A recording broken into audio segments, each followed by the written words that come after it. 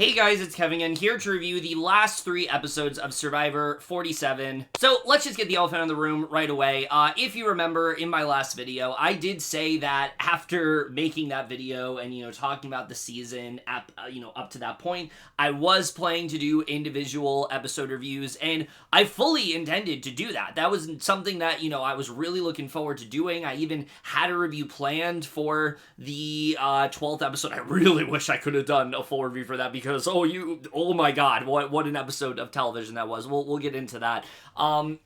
But then, the week hit and, everything just kind of, didn't work out the way I was hoping. I was sick, the first, week or so of this month, and so when I wanted to do the review, I just wasn't really feeling it. I didn't really want to make any videos as a result of that. Then I had other things come up that, just kind of interfered. And then, we got to a point where, I was ready to do a video talking about episodes 10 and 11, and then it was we only have a couple hours before the finale comes up. Does it really make sense for me to do this video if I'm not going to end up putting this video up until after the finale has aired? No, it doesn't really make sense. So I figured, fuck it, we'll just do a final video just talking about these last 3 episodes, and I feel like that's really the best way to go about it anyway, because while yes, there is quite a bit to talk about in these last 3 episodes, the decision to split the finale into 2 almost makes it feel like we're just talking about 2 episodes, and that makes it a little bit easier,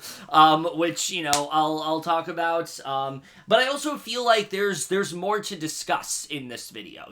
Yes, obviously I could have, doing those individual episode reviews, there was the lingering question of, what was going to happen, what the impact was going to be, and things like that, but I think now with the season being over and things like that, it's just really fun. I think that, there's even more to discuss within this video regarding these last 3 episodes that I wouldn't have been able to do if I had done it individually. So there's that. But also, I gotta say, these last 3 episodes of the season have really heightened my love for this season overall. If you remember, when I talked about the season initially in the last video, I said I thought the pre-merge was really fucking good, probably one of the best we've had, in the new era, and then I thought the merge was kind of, was kind of hit or miss, where there were moments that worked really well, such as, the Sierra blindside, big fan of the way that all played out, the auction was really good. I love the twist with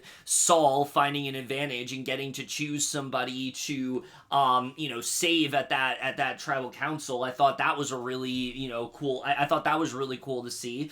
I really liked the Gabe blindside, but then for every moment like that, there were things like people losing their votes constantly, or, someone very obvious leaving, and there not really being a lot of suspense to it. So I just wasn't really sure, and it seemed like, especially after the Kyle vote, that, things were just heading in a very predictable direction, and I was okay with it because I liked what the outcome was going to be, but it just didn't really seem like it was going to be all that exciting. But then these last 3 episodes hit, and oh my god, I mean, look, even though, yes, the outcome was kind of what we expected, the journey to get there is one of the most riveting I have seen in any Survivor season when it comes to the end. Now, again, keep in mind, I've only seen 41 through 47, but of the seasons I've seen, it was pretty intense, and I really just loved seeing the way everything played out, but of course we're just going to jump into all of it. Like I said, this is going to be more of a summary. I'm going to talk about what happened in each episode and kind of give my thoughts that way.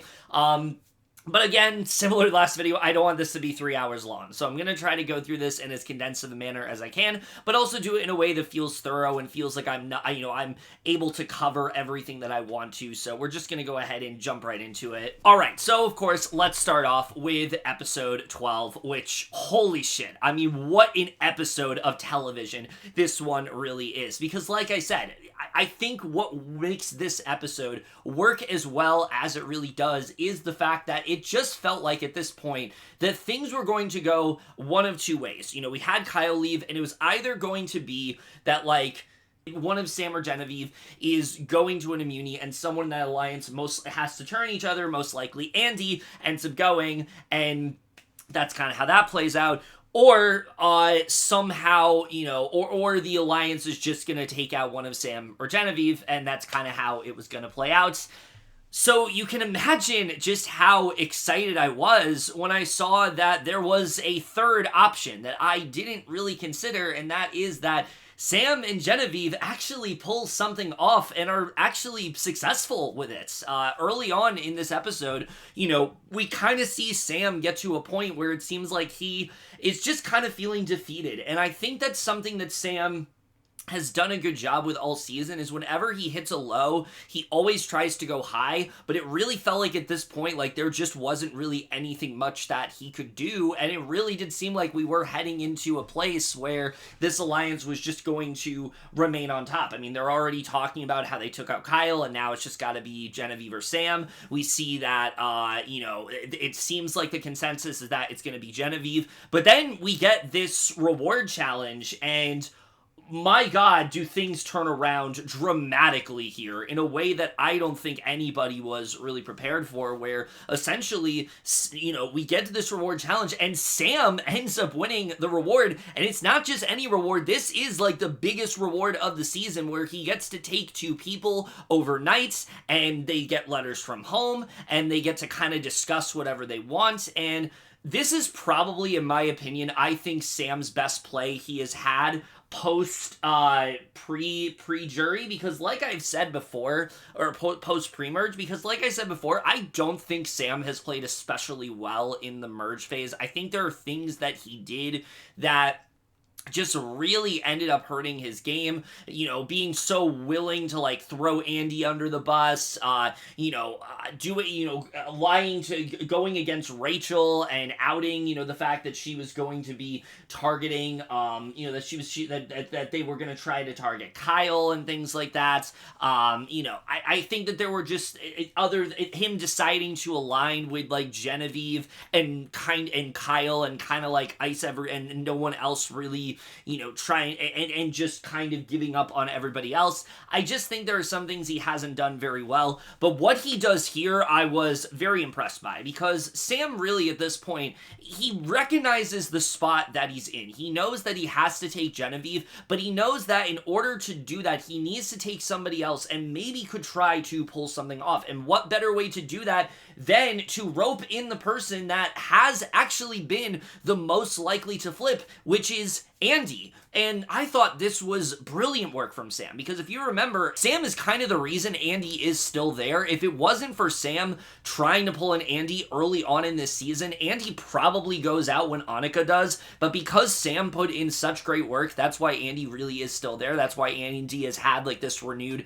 sense of confidence within the game, and so the idea to pull Andy in, I think, is a really brilliant one. But then he further capitalizes on it by, during this, during this journey, basically, like, owning up to the fact that, like, yeah, I have not really prioritized you in this game, and I feel terrible about that, and I really like the bond that we build, and I would really like for us to move forward, and, I would really love for us to continue working together. I never meant to, ice you out. I always wanted us to stay on each other's side. Like, this was such great work from Sam, and I thought that he just did such an amazing job knowing exactly what to say to Andy, but also it being genuine. He's wanted to work with Andy. He didn't want the two of them to separate. It just kind of worked out that way. And now he's kind of at a point where he needs Andy. And Andy at this point, kind of has one of two choices. He can either be like, yeah, that's funny, and then just out it to his entire alliance, or what he can do instead is actually be willing to listen to what Sam and Genevieve are saying. And what I think works so, and that's really what leads us to one of the most impressive strategic plays in any New Era season, maybe in any Survivor season in general, and that, of course, is what is going to be known as the very famous Operation Italy. And, I mean, just the way this whole plan comes together is just so incredibly well done, and it's so intricately thought out as well, because, like I said, you You have Sam, who is working on Andy, but then you also have Genevieve, who uses this opportunity to tell Andy the truth about her idol, to tell Andy, like, what's really going on, to kind of clue him in on the game that she's been playing, and the fact that, like, she just really needs Rachel out at this point. She sees that Rachel's a really big threat. Rachel keeps winning immunities. They need to find a way to go for Rachel, and I think that this was a really great moment for Genevieve, because I was ready to count Genevieve out at this point. I really was, but I feel like Genevieve really did her best to kind of regain some footing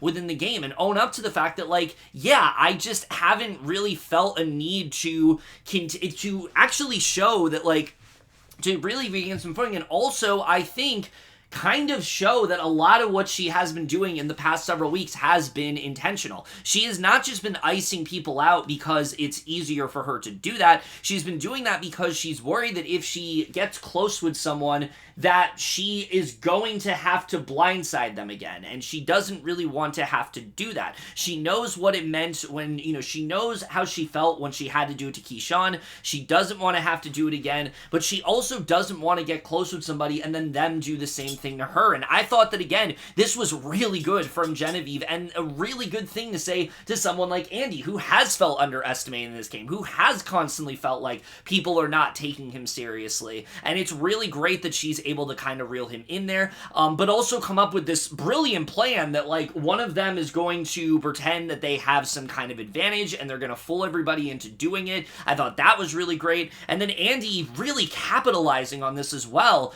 and instead of, telling his alliance what's going on, he tries to play the long game and instead tells his alliance that, yeah, they're baiting me into doing this, but I don't really want to do it, and they're trying to get in my head, but I'm with you guys 100%, yet also try to try to stir up some paranoia that Genevieve has an idol, and that maybe voting out Genevieve is not a good idea. This was just, all three of them, I thought, just planned this so incredibly well. All of them had a goal, had a specific thing that they needed to stick to, and they did it so incredibly well. And I think what is so impressive to me about this, and why it sticks out so much beyond, a bunch of other things that happened this season, is that this is really the first major thing that has happened in this game that doesn't involve some kind of twist, that doesn't involve some kind of advantage. This is something that these three thought up on their own, and they really stuck to it, and it really ended up working out as a result, because simultaneously you have the alliance that seemed pretty solid, and it seemed like this is really going to end up working out. But the problem is, while it seems like maybe this is a good idea, while it seems like they have an idea of what they want to do and just voting out Genevieve, you can see that they really do start to scramble here. When, first of all, you have Teeny, who, my God, I mean, look, I've said before that I really thought Teeny was playing very good in the beginning of this game, but they really dropped the ball in these last three episodes with this complete, just utter annoyance towards Sam, and feeling like Sam is, someone that was this, like, popular kid in school, and Sam, was someone who all the girls were, like, fawning over him and things like that, and that Sam was someone that has this magnetism, and they can't stand that, and they let similar to how Sue kind of let her hatred, her, like, pettiness towards Kyle kind of ruin her game, and it kind of clouded her view of the game. I feel like Teeny does this with Sam, where they start going on this rant about Sam, and how Sam now needs to be the vote, and how Sam's this big threat, and look, it's very funny. Like, I enjoyed this rivalry for sure, because again, none of what is being said is justifiable towards Sam. It's literally just because Sam did not include Teeny in the reward, and Teeny was really hoping that they'd get to go. Teeny felt betrayed by this, and I understand that, like, if you really want to steer the direction towards Sam, I think that this isn't a bad idea, but I think the way they go about it, it's just not effective at all, and all it really does is dilute the strategy so much to where what should be a pretty straightforward vote for this alliance creates this divide that it actually allows Andy to have control over them that they don't realize that he really does have. have. I think the most shocking thing about all of this is that this should not have worked. There is no scenario where this should have worked because like I said before, the plan was Rachel. And I feel like that is very easy to pitch. Rachel's won 4 immunities. You know, Rachel's been in danger multiple times. Why is Rachel still here? Rachel's going to win the game. I feel like that is, you know, understandable. I feel like that makes sense as to why they, you know, you would pitch something like that. But here's the thing. That's not what ends up happening because at the 11th hour, when we get to the immunity challenge, Rachel wins immunity. It's very close between her and Genevieve, but Rachel ultimately wins the immunity. And now it's like, is Operation Italy actually going to be a thing? Are they actually going to go through with what they said? And they still do, except now they're going to pivot towards the person that wouldn't be Rachel, who I said was, if it wasn't going to be Rachel, this person's going to win. They pivot to Caroline because they feel that Caroline is just as big of a hit. She has Sue. It also weakens Rachel. So Caroline's kind of the collateral damage, but also they really want to, you know, target that side, and they feel like that's the way to do it. And again, it really should not work at this point. The target you wanted left, why are you now going towards Caroline? Nobody ever really questions it because, again, I think Sam and Genevieve and Andy do a really good job of staying on one accord and continually check in and make sure the other is still going through with the plan. Andy continues to plant this seed about Genevieve's idol. Genevieve going as far as to create an idol out of the fake one that Sam had and pitch it to everybody that, you know, and kind of briefly show it to people, not even showing it for a second. This also I thought was very smart, that she doesn't really show it too long, so that way they don't have a chance to see that it actually is not a real idol, so that she can just continue to pitch this narrative. And like, I've seen people say, why are they so susceptible to Genevieve's lie here? Why is it so easy for them to buy into this idea that Genevieve has an idol? And I mean, I think you really just kind of have to chalk it up to the fact that, like, Survivor's done some pretty wacky things in the past couple seasons. Like, them giving her an idol on a journey is not hard to buy into because they have done stuff like that in the past. So, like, if I'm playing Survivor, if I'm on this cast, I'm thinking, what are the craziest things that they could do in terms of idols? And I feel like her lie is a believable one. They don't know that Rachel has the merge idol. For all they know, the merge idol could have been, you know, could have been, you know, in somebody's pocket and Genevieve just found it. Like, there's so many ways that you can create this lie, and I feel like it worked out really well. But the part that I think is so baffling to me is the fact that, again, you have this group of 4 that seems like they should all be on the same terms, and yet Andy continuing to push them that Genevieve has an idol and that they need to split the votes is actually what ends up working out. Well, aside from Rachel, who is very much doubtful of this. She does not really buy into this. She feels like there's just something off, and again, I think that's just another example of just the really great gameplay from Rachel all around and her really great reads the entire season. But everyone else kind of buys into it. You see that Teeny obviously is going for Sam, and I think this is something else that Andy recognized. Like, Teeny already has this animosity towards Sam for not bringing Teeny to the reward, so why don't I use that as a way to kind of drive a further wedge between Teeny and get Teeny to vote for Sam? Then you have Sue, who actually does decide to go for Sam and things like that, and then even when Caroline starts to think that maybe something is off about this plan, and that there's a possibility that they might go for her, there's a point where Sue says that, like, if you want me to play your idol, I will play my idol on you. And Caroline basically said, they didn't show it on the show, but like, she ultimately decided not to do it because she just felt like this was all gonna work out. She thought that, you know, that they were still gonna go ahead and vote the same way. She didn't think that Sam and Genevieve, you know, that their votes were gonna work. She had a lot of trust in Andy, and ultimately, it ends up working out. Caroline leaves in a, 3-2 vote, and it's absolutely insane. The fact that they actually were able to pull this off is just such a incredible moment. And then seeing that moment of Andy and him saying, like, oh, him having this, like, smirk on his face and him saying, like, I'll let you know what happened afterward. Just really masterful play all around. And look, like I said, There have been things about Andy that I've not loved about his game, but you cannot deny that this was just such incredible work from him. But you also have to give it to Sam and Genevieve, who, again, I don't think there's just one person to credit for this. I think all three of them, they stuck to the plan. They were able to fool everybody into believing their lies, and as a result, it created this chaos that didn't really have to be there, and it made it so Sam, Genevieve, and Andy controlled the vote no matter what happened. And I think that was just so brilliantly played all around. Even the end of Tribal Council with Genevieve making it seem like she's going, like Sam telling Genevieve to play her idol and Genevieve ultimately saying that she didn't want to. Just such fantastic work, making everybody believe that Genevieve has this idol and she feels confident enough that she doesn't have to play it, but yet still think that she has it. It's still in the ether, so she doesn't play it here and let them know that it's fake. It's still there. It's still on her side. They still believe she has it.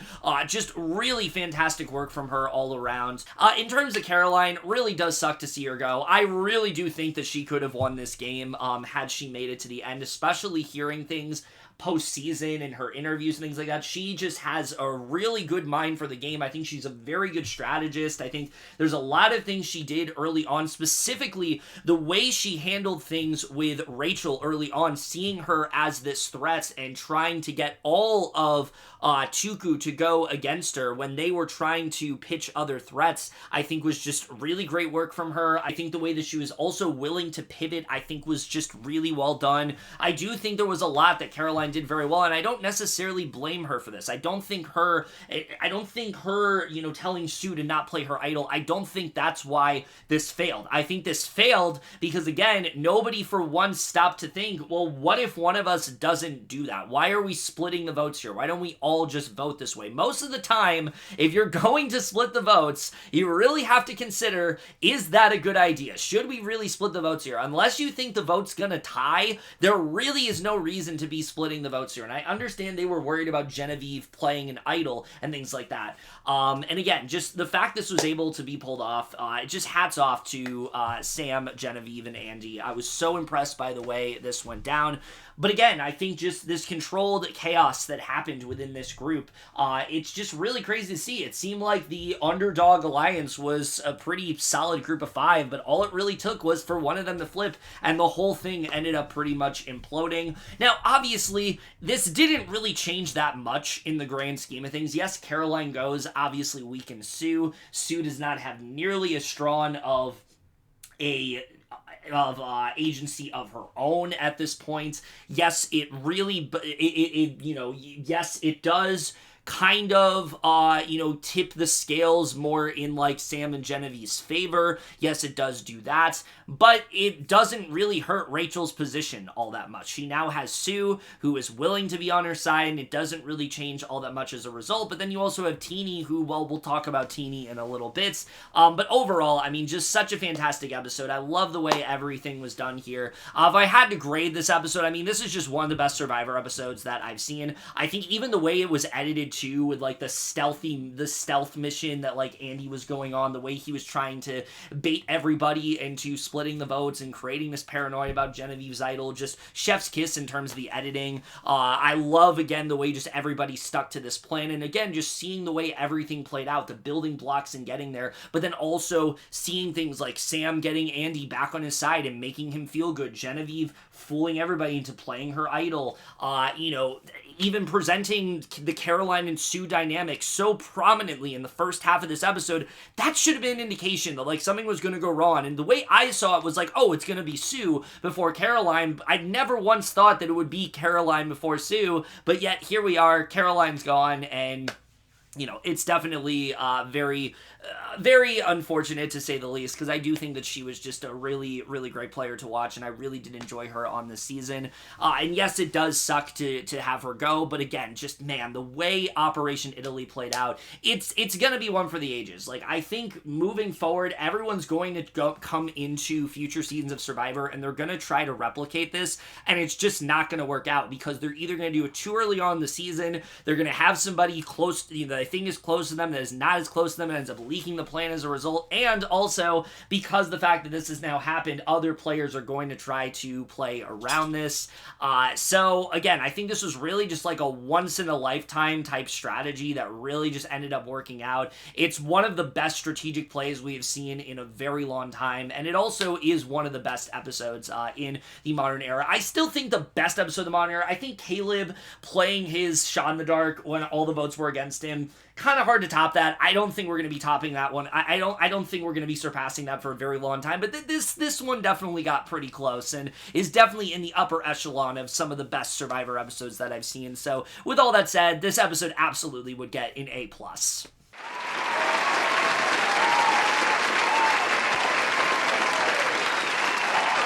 Okay, so now let's talk about the two-part finale, which, look, I'll say this right off the bat. The decision to split the finale into two parts, do I think in the grand scheme of things was a good idea? Yes and no. I think on one hand, I think the idea that we, make the finale not feel as front-loaded and kind of try to condense some things, I think is a good idea. The finale does often feel very over-bloated, where, like, you have the tribal at Final 5, but it's really, like, the first, 20 minutes of the episode, and then the rest of it is, fire-making and the final tribal, and then you get into the reunion, and it just feels a little bit and it just feels like a lot of finale, as a lot to really digest as a result. So splitting it into two halves, I think, is a really good idea, but it really could have backfired. If these two episodes weren't as exciting as they were, I think on paper this wasn't the greatest idea, because essentially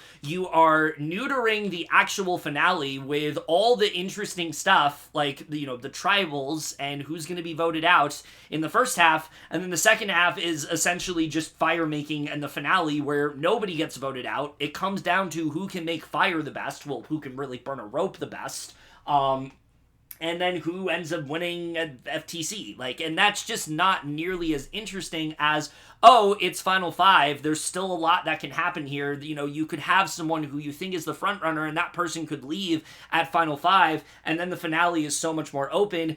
If that would have happened here, it would have made Final 4 significantly less interesting as a result. But that's not the case, because I think, again, regardless of the way things play out, which is, again, on paper, pretty predictable, the way it all ends up happening was incredible. And I really did love this episode in particular, just to see the direction that everything went in, seeing the way everything ended up playing out, specifically when it came to Rachel. I mean, this is by far, I think, in a season where I think she's only gotten better as the season gone on, this is by far her best round to date. No question about it. I was so impressed by the way that she handles this entire round, because coming off of the Caroline blindside, she is pretty much just, so suspicious. She is pretty much just kind of sus of everybody at this point, aside from Sue. She doesn't really believe anything that anyone is saying, and she also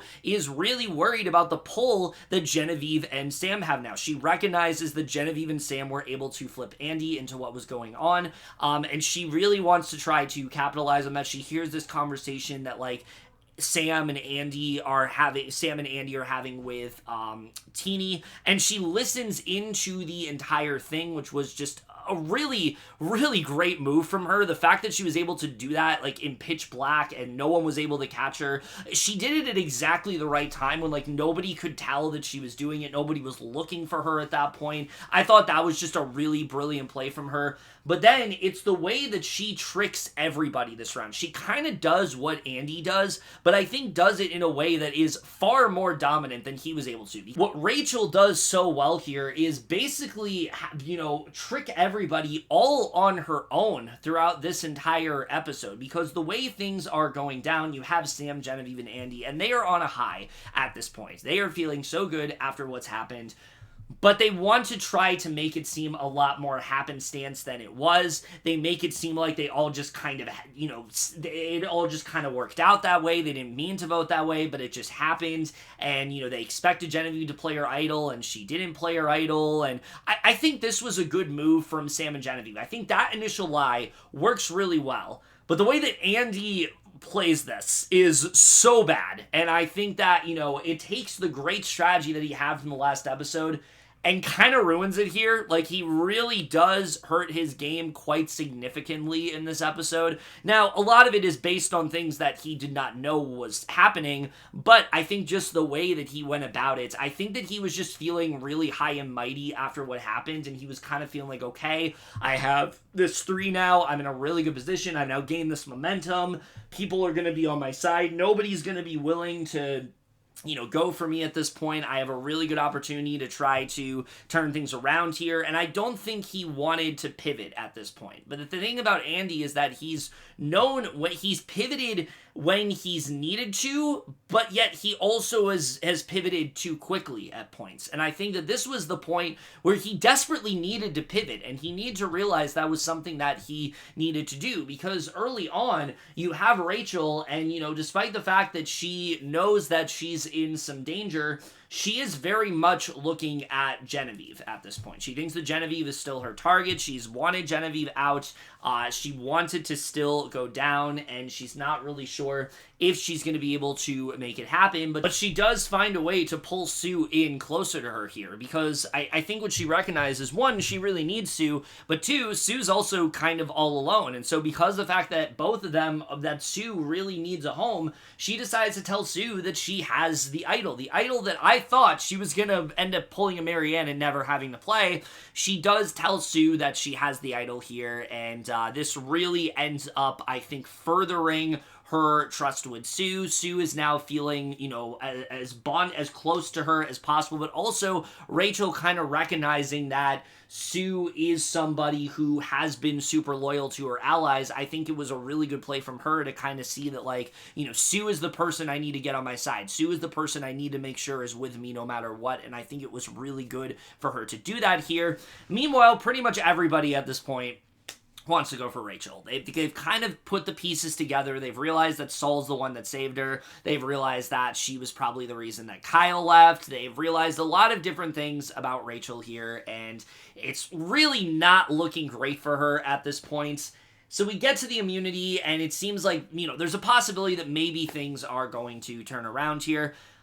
But in what ends up being a pretty big commonality for these next 2 episodes, it's like Rachel versus Genevieve, and it's neck and neck between them. Genevieve ends up besting Rachel at this point. Genevieve wins the immunity, and now they need to pivot, and they need to really try to do something here. And again, this is where I really think Rachel's game really just kicks into high gear. Like, if you're looking for the moment where Rachel wins, if you're looking for the moment where Rachel just really makes herself the front runner, look no further than this moment, because I really think she does some great work here. Because just like last time, Genevieve does get to choose a few people to go on this, to go to the sanctuary with her. She chooses Teeny, and she also chooses Sue, which leaves Andy and Sam behind. And what Rachel does really well here is kind of take advantage of this, recognizing that, hey, we all used to be on Gata together. Let's just kind of be candid with each other here. And she kind of asks them, hey, why do you think I'm such a bigger threat than Genevieve? They go ahead and kind of tell her that they're probably going to be voting her out. But she still isn't going to take no for an answer. She tries to latch onto the one existing connection outside of Sue that she really feels like she has maintained, and that is Andy. And I think this was a good move from Rachel. I know that there's, I've seen some debate where it's why did she ever think that Andy would be, included in this and things like that, but I think that it has made sense. I think the fact that Andy is somebody that has flipped as often as he has, but also the fact that him and Rachel have had this very on and off relationship in terms of games. Sometimes they've worked really well together, other times they've just not been on the same page. Even when they have been on the same page, they have had different agendas. So I think it was smart of Rachel to recognize that it is better to pull in Andy than pull in Sam, someone who they just haven't really had that kind of connection. Andy's the one person she can try to do something with here, and she tries to make this pitch where Andy needs to try to vote out Sam here, and that Sam is a bigger threat, and that she's going to use her block a vote on Sam, and that Sam is, and kind of try to pull him in as a third.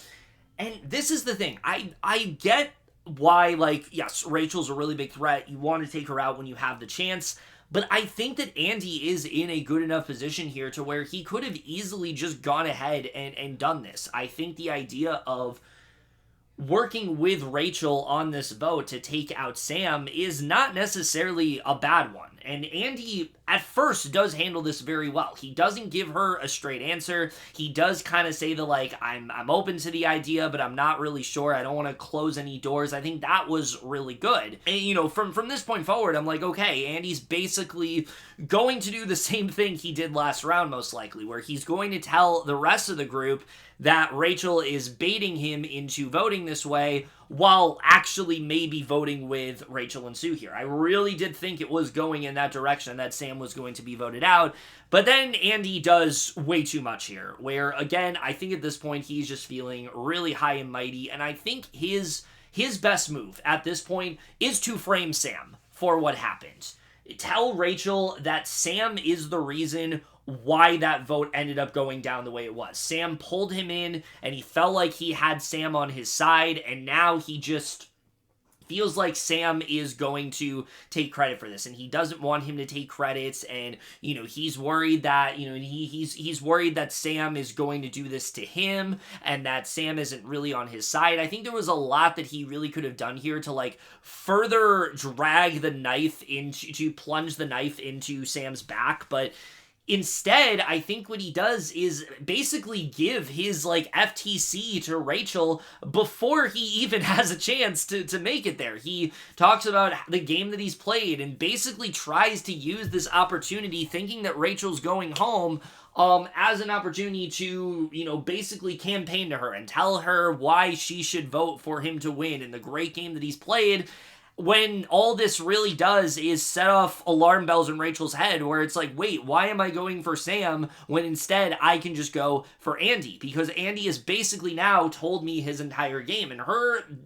perception of his game is exactly correct. He absolutely has gotten people to underestimate him and seen him as somebody who's not really doing anything, when in reality he has been, listening in to everything. He has been at the center of most of the votes all season long. He has been included in so many plans that he probably should not have been included in. He has been very methodical when it comes to his decisions.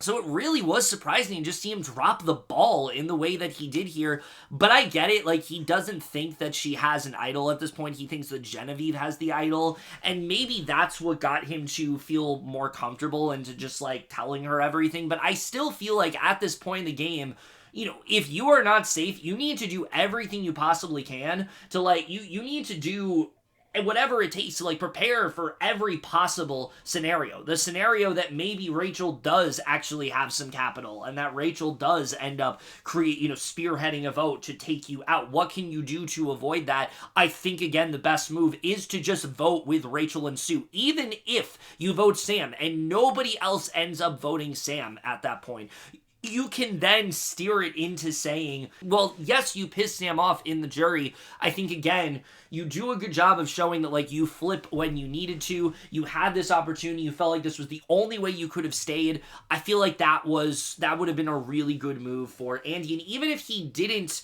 vote that way, at least make Rachel and Sue think that you're going to do it. Because then Rachel and Sue vote out Sam, and it's not you at that point. And I think that's really all he needed to do, is not be so upfront with Rachel that, I cannot possibly, save you here. I need you to go. I think just the way he did that, it was just way too upfront. And I get it that she was also doing it and he didn't believe she had the idol. But wow, this was just the worst possible thing he could have said to her, because now she is just all in wanting to vote for Andy here.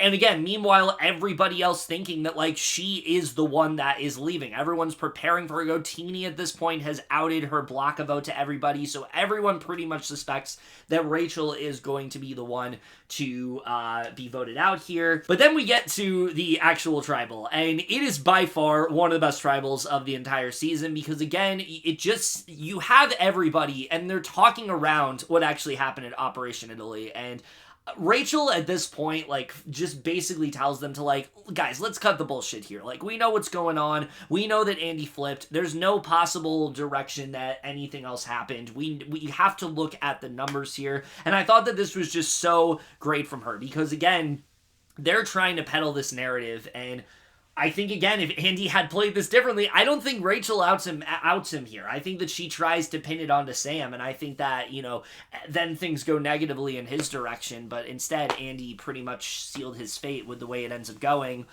And then, of course, you have that great moment where, you know, again, Rachel's just baiting everybody, making everyone think that she's going to leave, convincing everybody that this is it for her, even going as far as to, like, you know, Jeff tells her, like, hey, if this is going to be you tonight, what are you thinking? And she goes on a whole monologue about that. But then she has one of the best idol plays I think we have seen in the new era. The great line of just like, hey, the best thing about attending your own funeral is knowing you're going to wake up the next morning. I have watched that clip so many times since it has happened on the episode, and just seeing it happen in such a dominant fashion, the jury's reaction to it, Caroline's reaction especially, is so good here. And then Andy's face realizing that, holy shit, I really screwed up today, was just so great to see. And then the cherry on top of it all is Andy being voted out. And look, I do not want to come off as an Andy hater because I really, really loved Andy on this season. I thought he was such an entertaining character, so unpredictable in terms of what he was going to do, always kept us entertained, always went in such a different direction, never tried to go with the majority, always tried to go against the grain for what was his best interest. And again, the fact that he has been able to stay as long as he has, you know, having such a terrible start in the beginning of the season and getting to a point where he was absolutely, I think, one of the people where I think he absolutely walks away as one of the biggest characters on this entire season is just incredible to me. Normally, he would be out very early on, but I think just, again, the way he was able to recover from that so well and constantly getting good graces with everybody, I think that he just did a great job here in playing that way. I do definitely still have some qualms with his game. I think, again, he definitely did flip too soon a couple times. I think some of the things that he did were just a little bit too, I think there were some things he tried to do that just didn't really make a ton of sense, like him wanting to go for Genevieve instead of Kyle at that round when everybody was kind of just going for Genevieve. I do think he could have maybe kept Sam and Sierra on his side a little bit longer, but I understand he was worried that those two were going to run away with the game and vote him out, so I get why he had to do that. I do think that sometimes he didn't do the greatest job of keeping people on his side, and I also do think, and look, this might just be me reading into reactions a little bit too much, I don't think Andy wins this season, and hear me out, because if you look back at Andy, when he talks, look at any time he says something, look at the jury's reaction every single time, specifically Saul's reaction. I just don't feel the jury respected his game all that much. And I think a lot of that is due to how much he was downplaying his game to the jury. Maybe if he would have explained himself better, maybe that would have worked out. But I think because he just downplayed his game, they felt that he was like kind of just being the swing vote every single time. Like he was just being manipulated into what to do. Maybe if he would have explained things, they would have respected it more. But I don't know. My perception is that I don't really think he would have won the game. But it doesn't take away from the fact that like he is by far one of the best characters of this entire season. I think that the way he was able to pivot as often as he did, I think was just really well handled. And also, again, seeing him get to this point at the end of the season, I thought was just really impressive. So I will say, as a player, I do think that he is definitely better than I have given him credit for. I think, again, his ability to adapt and also know, and also just like always have somebody on his side, always being able to pivot, being the swing vote, like those are all things that absolutely could have won him votes in the end. I just really think like seeing what we saw in the episodes is just an indication to me that I do not think he would have won in the end, and I do think that definitely does hurt his game a little bit, but he will no doubt be back for 50. I've heard multiple people say it, and I will agree as well. I think that he's a top contender to come back. I mean, he has the story, he has the character, you can tell that Jeff really loves him, so yeah, he will definitely be back, and honestly, it's very well deserved, because I really did enjoy him on this season. Despite how terribly I think he played this round, I do think overall, as a player, he was just a lot of fun to watch. Yeah, overall, I mean, this was just a really fun round all around. The point and culminating in this great moment where Rachel tells Annie that he was like really convincing, just not in the way that he thought. Again, just so good the way that all played out. And again, it took what could have been, what honestly was like a very predictable round, and made it so much more exciting with all the machinations and the way everything went down. And I think a lot of that really, again, is due to just how well Rachel fooled everybody in this moment. Just a really fun round overall.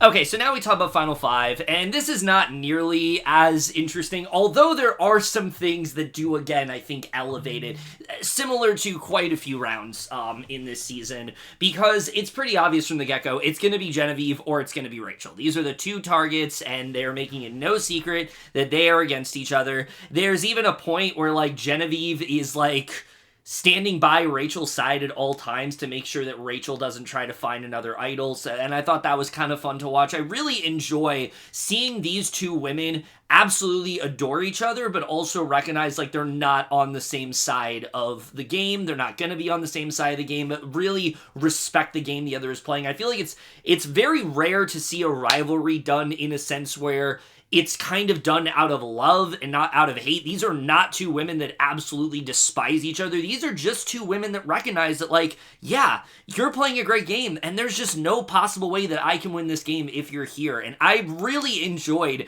getting to see that rivalry play out. I like seeing that they're both really aware of it. I like seeing that they both are really hyping each other up and you know, making sure that the other knows, like, I think you played a really great game, but just knowing that it's too good of a game to go to the end with. I just think it's really cool to see. It's a very different rivalry than what we get to see, and I thought it was a lot of fun to watch in this episode. There's really not a ton else to talk about beyond that until we get to the immunity challenge, which once again just comes down to Genevieve and Rachel.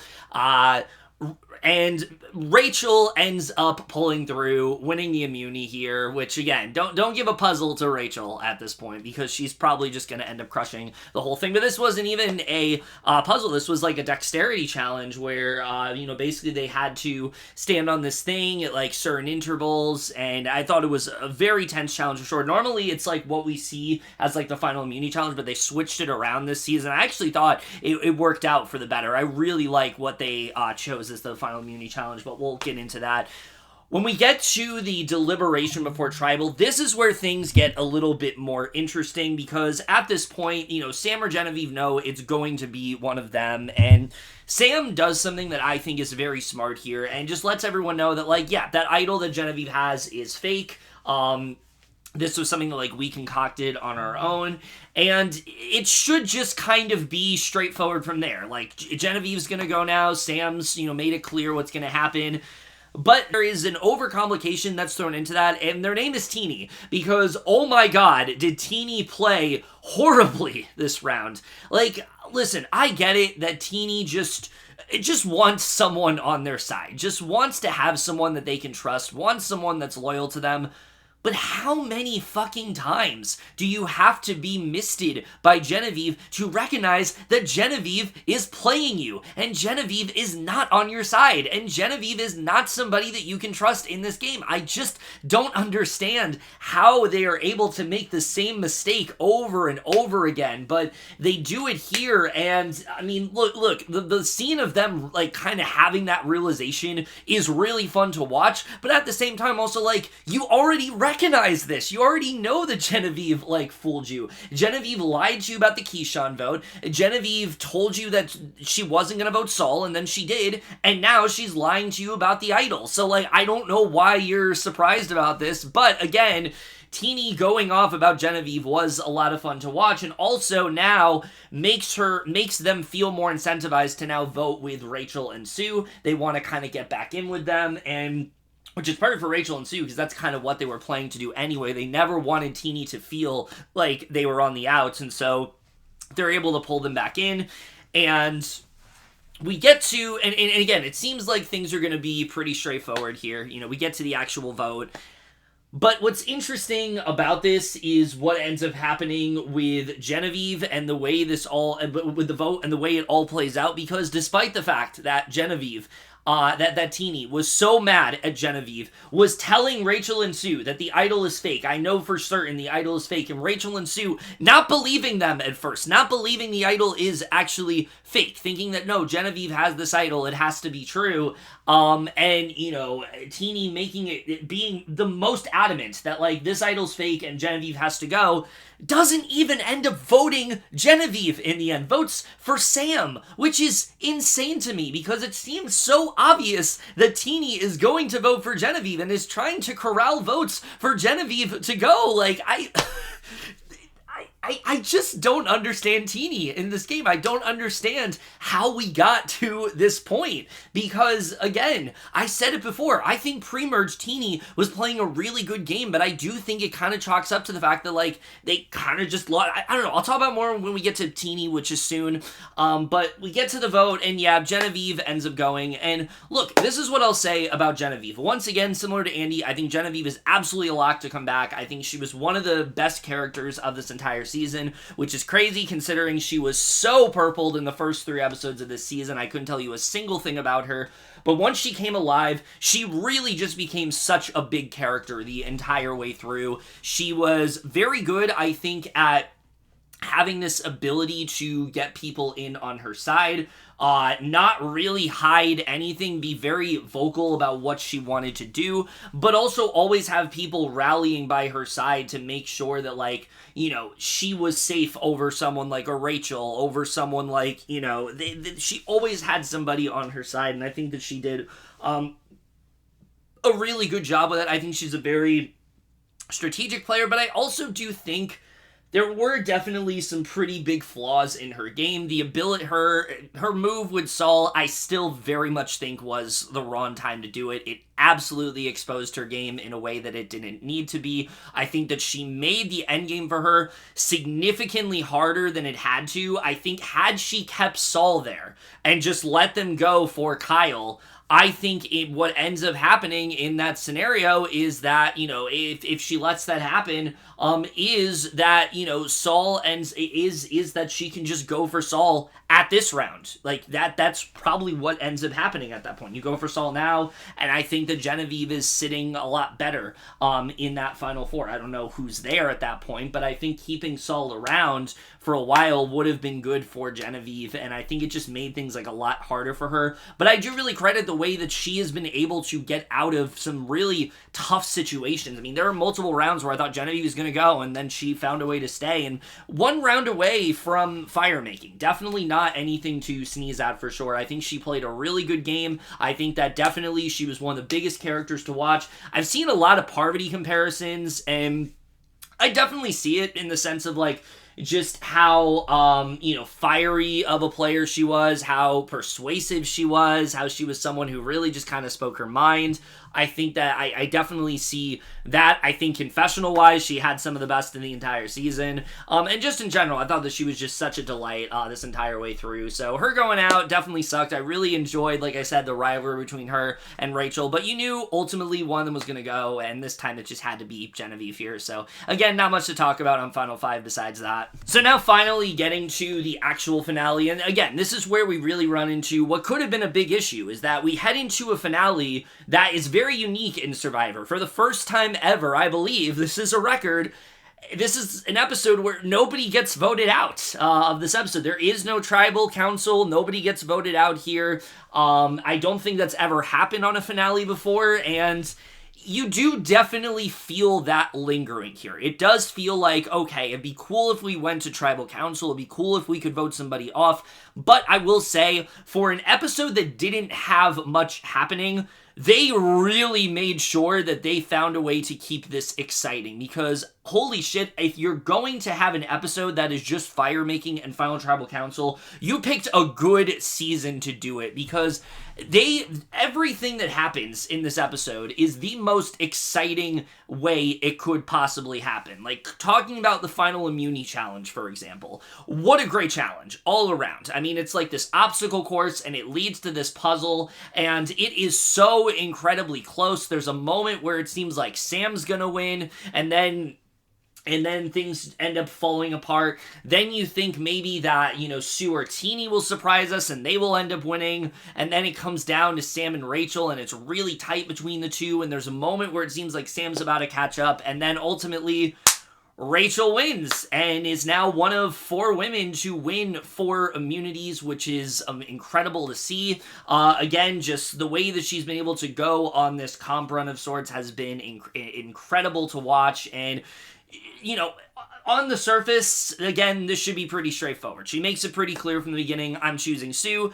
Sam and Teeny are going to go against each other, but it's what happens after that is really exciting to watch. We get this whole montage where essentially we find out Sam has not practiced fire the entire season because he believed that, he was going to be a strong enough physical competitor to where he didn't really have to. He also talked about in preseason interviews, it's just not something that he put a lot of emphasis on, and so you can see that he's really struggling. They really make it a point to seem like maybe Sam is going to go here. I myself thought Sam was going to go here. It seemed pretty obvious to me, but then you see he starts to kind of pick up the slack of it, and he starts to kind of recognize what he needs to do. He is actually able to make a fire, so we head into a fire making that seemed like this could be a really exciting one, because we know that Teeny is good at fire, but it was always a question to me of if Sam was good, and something just told me he wasn't good at fire, so I wasn't really surprised to see that he wasn't really focusing on it. But then we get to the actual challenge, and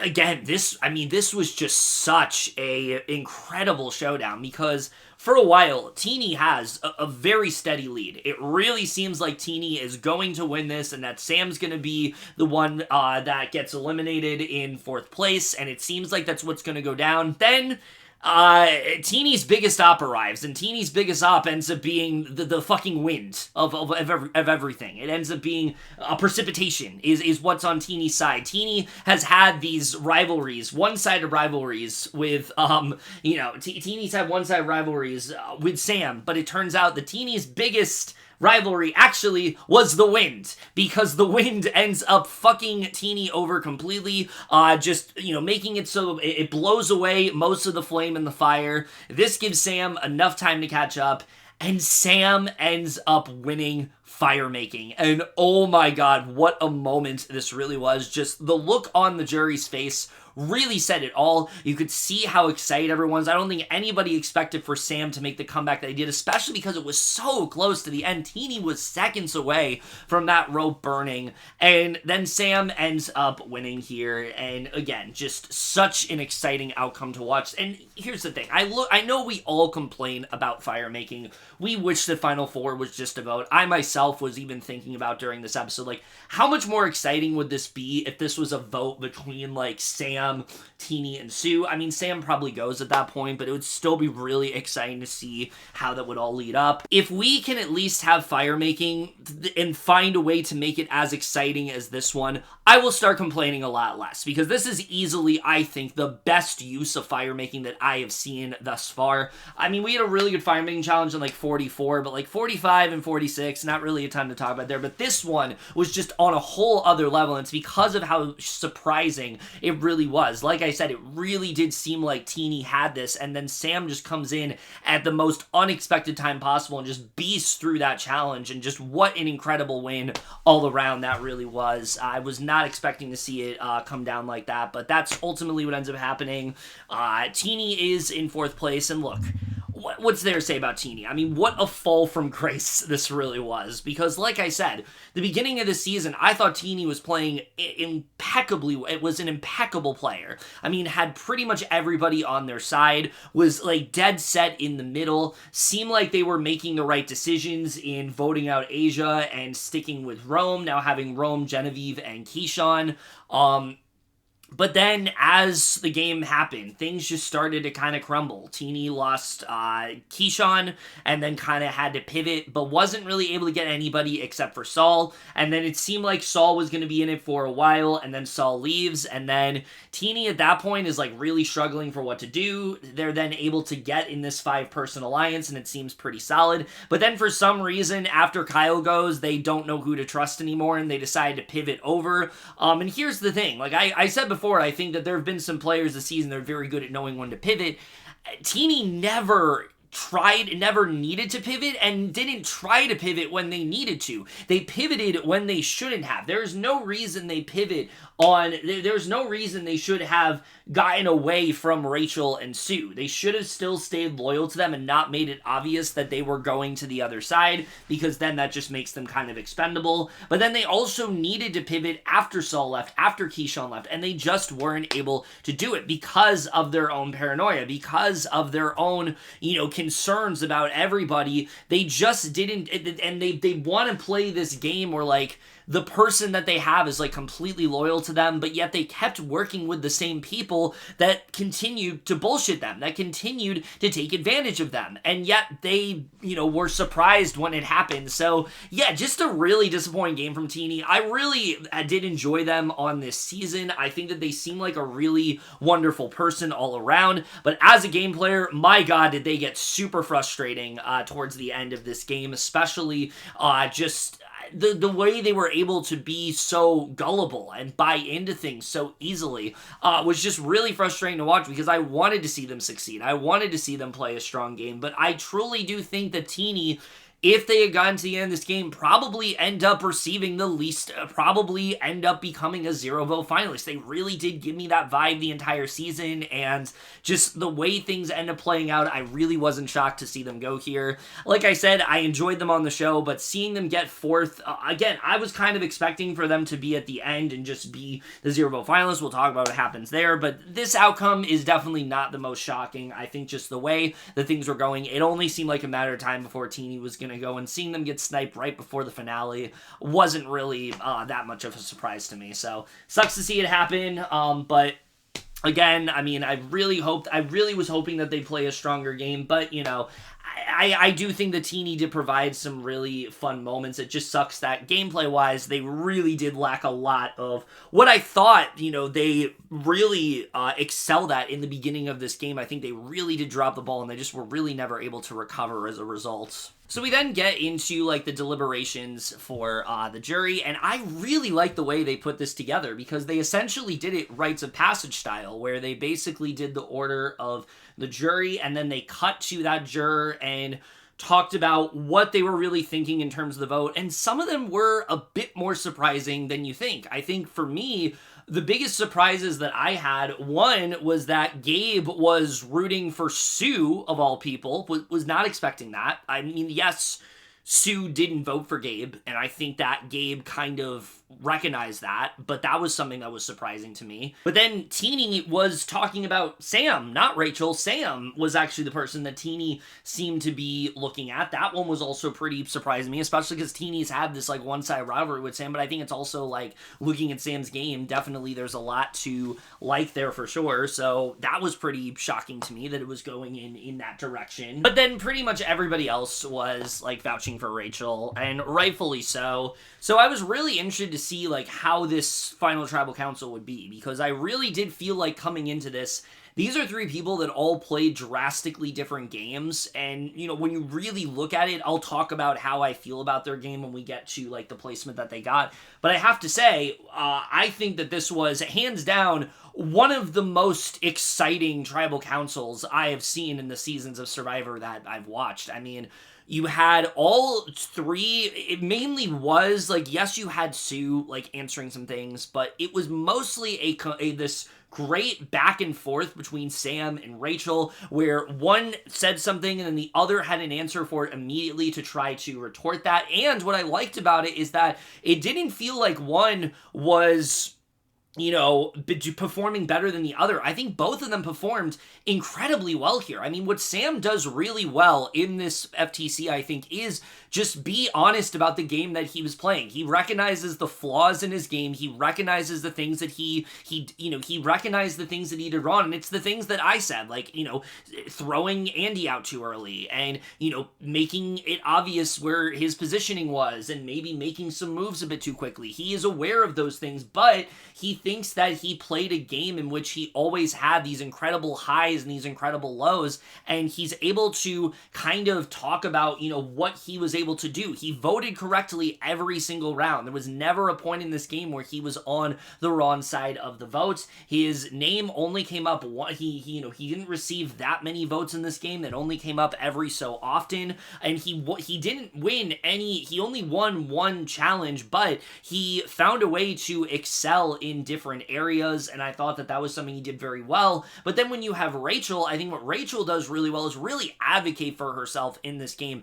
make it clear the kind of game that she wanted to play versus the game that she had to play, and how she made the best out of that game. And I've seen people come down on this. I've seen people say that they don't think that Rachel's game is as impressive because she had to play from the bottom. She had to win immunities and she had to do this stuff. But I think the thing with Rachel is that was a position that was based on a couple factors. I think the fact that she was just winning immunities and things like that, I think that definitely did hurt her. But I think it's the way that she plays around those disadvantages. I think that's what was impressive to me. The fact that she was able to play in this positioning and find a way to always have someone on her side, something go her way every time. I do think that is very impressive. And I think that's something she does bring up very well. She surprisingly does not say anything about her shot in the dark play, which I think was still, besides, some of the other things she did, probably her best move all game. I thought that was a really strong move from her. And maybe she did bring up, we just didn't see in the edit, but she doesn't bring that up at all in the episode, at least in the edited episode that we see. So that was kind of surprised me. But again, I just really liked how back and forth they both were. Because one, it made it so it didn't feel like Rachel was just running away with this whole thing, but also, I think it made it so it seemed like, but also, it just made it seem like this might not be as obvious as an outcome as we think, and it made it seem like the jury was generally unsure of what they wanted to do. There were some people who I thought was kind of obvious, like Caroline was definitely voting Rachel. She went in leaning that way, and just the way that she has conducted herself on the jury in these past couple episodes, I think it was pretty obvious that Caroline was going to vote that way. I think Saul voting that way is definitely not too much of a surprise. I think we always knew that Sierra, we thought, was going to vote Sam. That was the one that I thought was pretty obvious to me. And again, we'll get into that. Everybody else, again, it just seemed like I kind of knew where things were going to go. But there were also people who I thought maybe they would prefer for Sam to win. Maybe someone like a Gabe. Maybe someone like, say, like I said, Sierra, I think will definitely vote for Sam over anybody. Maybe, you could even see, like, potentially, like Genevieve flipping over that way. Like, there's many possibilities for what could happen here. But we get to the actual votes, and it's not quite as surprising as we think. It ends up being almost a complete blowout for Rachel in a 7-1-0. But the biggest thing to note here is that Kyle is actually the one to cast the one vote for Sam. He has basically come out and said that this was done so Sue got third, which, I mean, considering the way that Sue treated Kyle the entire season, I don't blame him one bit for that. I might have found it funny, but I can understand why he didn't, and why that might have been something where it's like, I got my revenge there, so that's kind of why that ended up happening. But yeah, I mean, still, it does not change the fact this was a really exciting tribal council. I thought it was very riveting to watch. Again, just seeing the back and forth between them. Sam downplaying Rachel's game, not in a way that felt mean, not in a way that felt like he didn't respect her, but more so being like, this is why she shouldn't win, this is why I should. I feel like too often people come into these things and they're just a little too nice, and I like that Sam was pretty adamant about the fact that, like, this is what I did that Rachel didn't, but also Rachel, again, having an answer for everything that he said, I thought was just really well handled.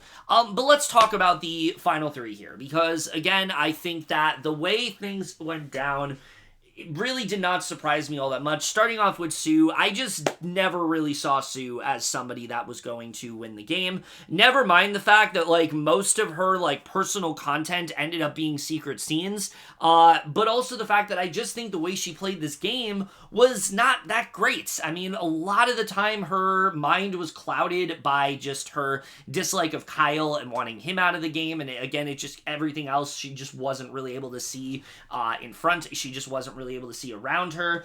You also have most of her closest allies going out, and she kind of just ended up alone. She had a lot of people that just never really saw her as, like, a serious threat. She was pretty much always counted out.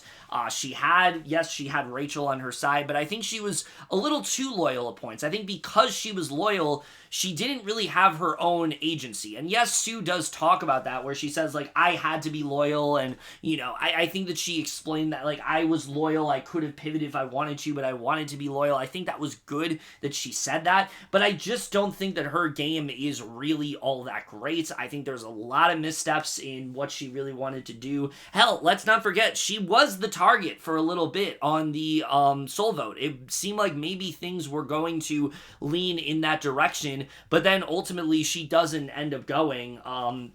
And it's not really due to anything she does. It's due to the fact that Genevieve decided that Saul had to go, and that's kind of how that played out. But overall, I mean, I think Sue, very fun character. I just don't think she played that great of a game. I think that she, similar to Teeny, had social capital, and she just never really took advantage of it. I think that she absolutely could have been running things, and she really just wasn't. So, yeah, not really much to say about her. I think that, you know, fun character to watch. Really great to see someone of her age, like, hide it all the entire season and then get to, like, rub it in everybody's faces. I think that's really cool. Like, when she reveals to them that she was 59, I thought that was a fun moment.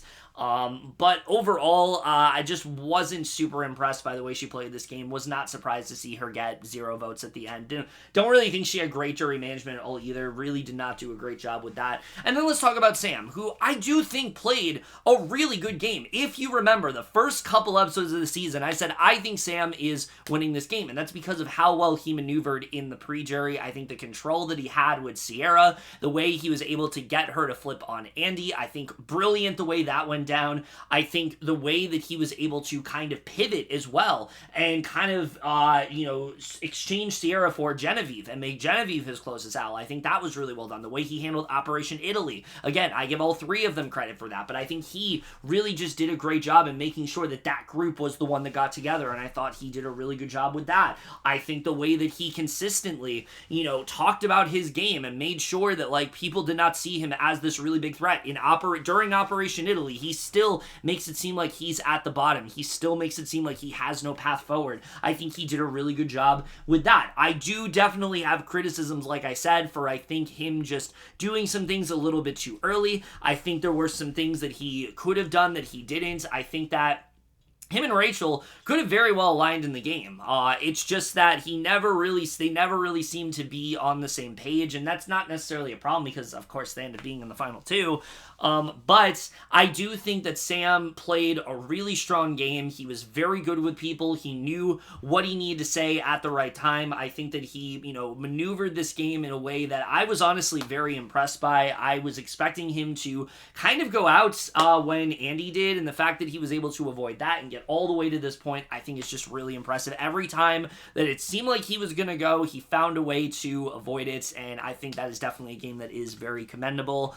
So I think, for a runner-up, he's definitely one of the better ones that we've had. I feel like recently a lot of these FTCs, it's like we've had one clear frontrunner and everyone else just didn't really play that well. I actually do think Sam played a pretty good game, and I think that he should definitely be proud of himself, but make no mistake, Rachel is by far, I think, one of the best new era winners that we've had. I think just the way that she's been able to maneuver this game is just really impressive. She played from a position where, yes, she was on the bottom, but she always found a way to rise above it. She always found a way to get herself in some sort of position. And yes, a lot of it doesn't end up sticking, but that's not necessarily her fault. The fact that Andy flips, that's not her fault. The fact that Caroline ends up going, not really her fault. And yet it also doesn't necessarily really deter her. She has a block of votes. She has an idol. And yes, maybe you can discredit the fact that, like, oh, she found that in, like, a fries box, but she really had to work hard for it. She had to get herself to there, and she did a really good job in doing that.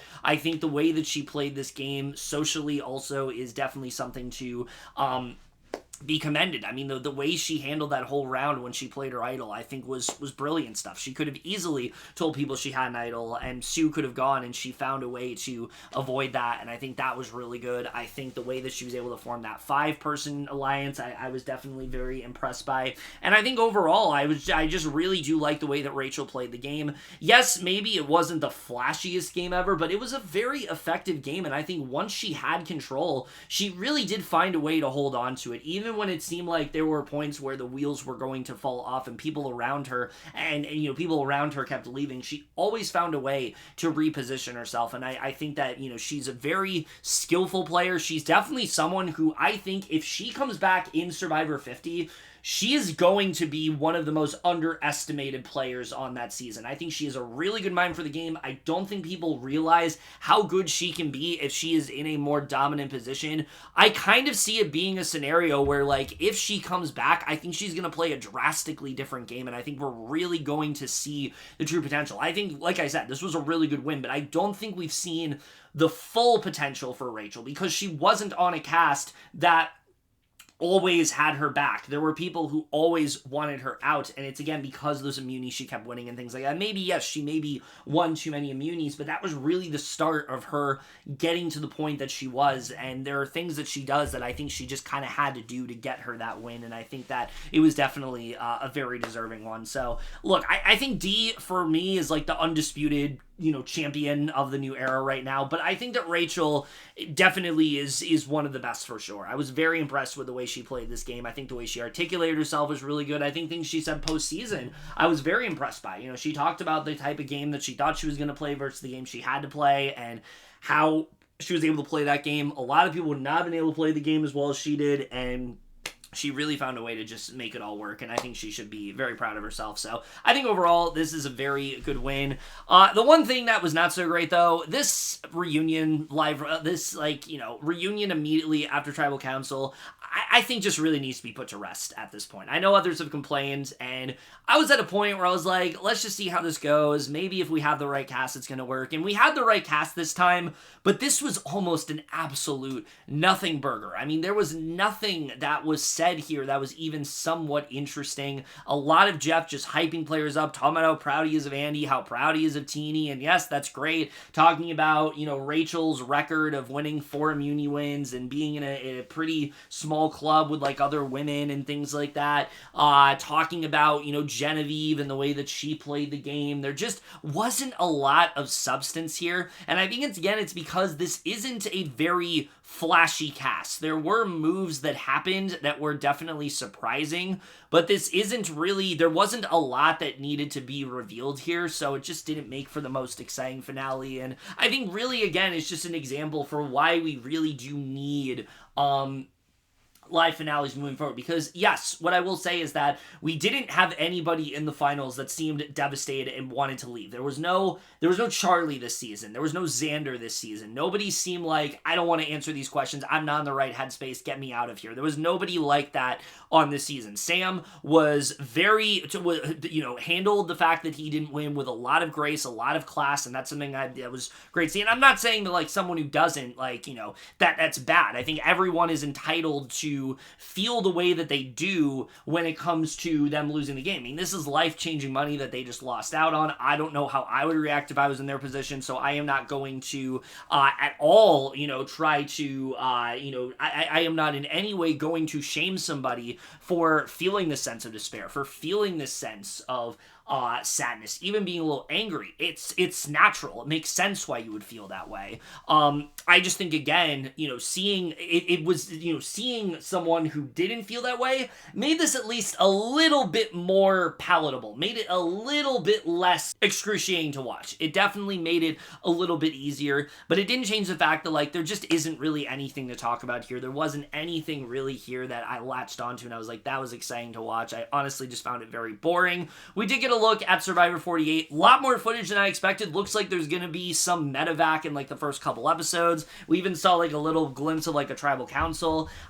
Seems like it's going to be a fun cast. I'm really excited to see how it ends up going. But other than that, like I said, not really much to talk about here in terms of the finale. Really, again, just bring back that live. I think there's so much more that we could have discussed here. They could have brought up the Rome boot list. They could have brought up Rome and the thing he's been saying about Kyle. I mean, there's a lot that could have been said here.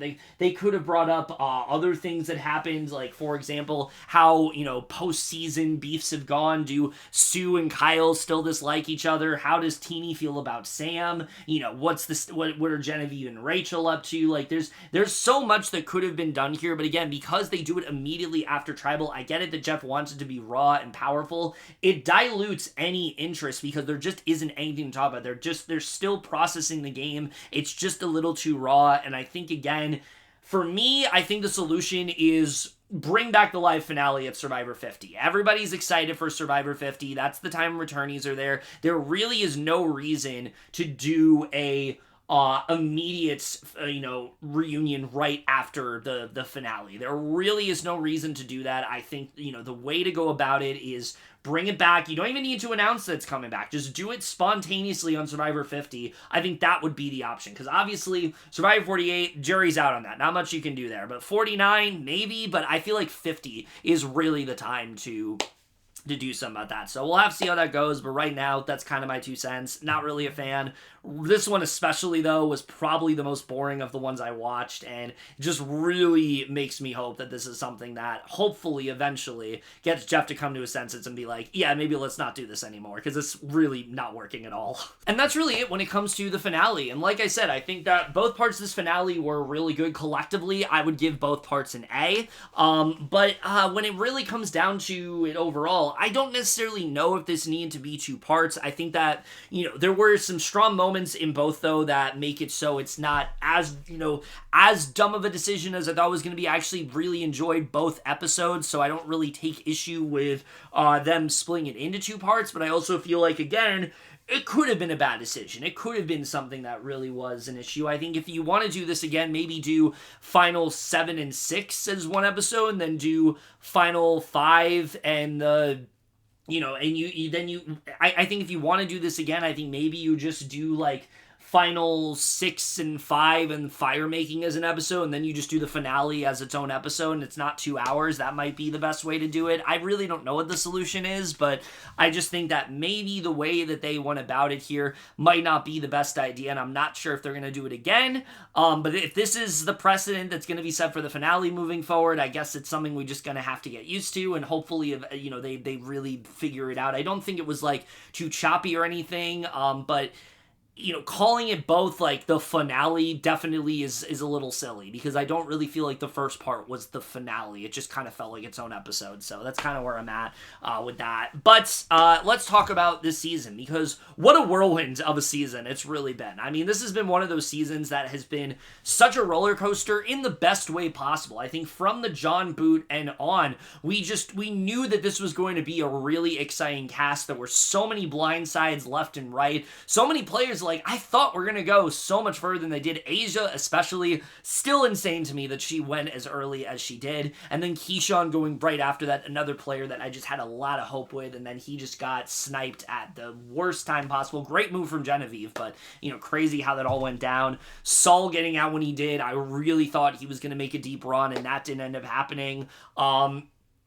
Even say Tiyana going, that was crazy to me. I mean, just so many moments that, were just so shocking with the way they end up playing out. But also, I think a lot of it was just due to how great this cast really was. I don't think there was a single dud here in terms of entertainment. I think everybody provided something. I can't say there's anybody on this cast that didn't give me at least something to latch onto. While I might not be a fan of everybody, I still really did enjoy what they provided to this season, and I think that is definitely a testament to, just how great of a cast it really was. But also, again, I think just the way that this season was handled, the pre-merge was so exciting to watch. There was definitely moments in the second half of the merge where there was a bit of a lull, and I didn't really know how it was going to be from there, but once we got to Operation Italy, I mean, things just got really exciting, and I think the last couple episodes just ended on such a high note. Great winner in Rachel, some really fun characters, some really shocking moments. I mean, this is definitely one for the books. I don't think it is quite on the level of Survivor 45. I seem to have an unpopular opinion. For me, that is the best season of the ones that I've watched. I think it had the most interesting storylines. I think it had the most exciting outcomes. There were a lot of directions that season one in that I was not expecting it to go, and I think it was just exciting the whole way through. There were moments here where things did get a little bit predictable, and it kind of felt like, okay, this is just the direction that things are headed. But also the fact that, you know, there were people that lost their votes, and there was twists almost every single round in the merge. Once we suddenly started to not have those, I think that's when things got a lot better. But there was definitely a point where I'm like, this might actually be an issue. Thankfully, it didn't hinder the season all that much looking back on it. And really, when I look back on 47, I feel like we're just looking at a season that is one of the strongest of the new era we have had to date. I mean, there are just so many contenders from a returning perspective that are here. I mean, Andy, Genevieve, Rachel, I think, I think Sue, possibly Caroline, I think will definitely be back. I think that I could definitely see, Sam coming back. I mean, there are so many possible contenders here. Even pre-jury, Anika has to be a lock. I mean, her reaction, that she has to come back for that. I would love to see her come back. Aysha coming back in some capacity would be great. I mean, just a really strong cast all around. John, again, such a fun first boot. TK early on. I mean, just so many fun moments in this season. And I think, on that level, it really works. But then when you look at, again, just the summing up everything that happened, it's crazy to really talk about, because you really are reminded just how much really happened on this season, and that's exactly what I want to see in a Survivor season. I feel like this season did also a really good job of just balancing all three tribes. I didn't feel like there was a tribe that I didn't know enough about. I thought they did a good job with that. The fact that all three tribes went to tribal, that was really great to see. So all in all, I think just a really strong season. I was very impressed with the way everything turned out, and I'm just really excited to see moving forward the way things are going to go. I think by this point, they know what they're doing in the new era. They figured out how to really perfect the format, and I think moving forward, this is the perfect example for what you really do need to do to make sure that this is the most effective that it could possibly be, and I think that this was one of the best versions of that for sure. So overall, I really did love this season. I'm going to give Survivor 47 an A. But overall, guys, in my review of this season, like I said, I do apologize for the fact that I wasn't able to stay up to date with it on a week-to-week basis. I will try to do a better job with that in 48, definitely. In terms of reality TV, I'm also going to be covering The Traitors Season 3. Absolutely, I'll be covering that. Are you kidding me? There's so many people I'm excited to see on that season, so I'm very excited, especially coming off of Season 2. I am very excited to see how that all goes down. Other reality shows, I'm probably just going to do in like a catch-up thing of sorts. I do plan to hopefully do one before Traitors, but if not, definitely before Survivor 48, I will absolutely have a catch-up one, because there's quite a few shows that I really wanted to talk about that I just didn't get a chance to, and I hope to kind of bring them up in that video. From a non-reality TV perspective, I have a lot of movie reviews that I am catching up on. It is the end of the year at this point, and so I'm trying to do what I can to catch up on as much as I possibly can. I have a catch-up review planned of like fall movies. I don't know when this video is uploaded, but that is a video that I am going to work on. It's like every movie I was going to review individually from like September to November, so look forward to that. I also have a I'm also, trying to stay up to date with like other movies that have come out recently, as well as a plethora of other TV and movie reviews out there. So if you're interested in any of that, definitely consider, watching my videos, and also consider subscribing to my channel. Would love to have you be a part of all of that. But that's really it for this video. Hope you guys enjoyed it. Let me know what you guys saw this season overall. Love your thoughts in it. Where does this rank in terms of the new era for you? For me, it is right behind 45. Like, 45 is the champion for me, but 47 comes pretty damn close, and I was really happy with how this season panned out. But that's really it for this video. Hope you guys enjoyed it, and I will see you guys later. Okay, bye. Don't worry about your laundry.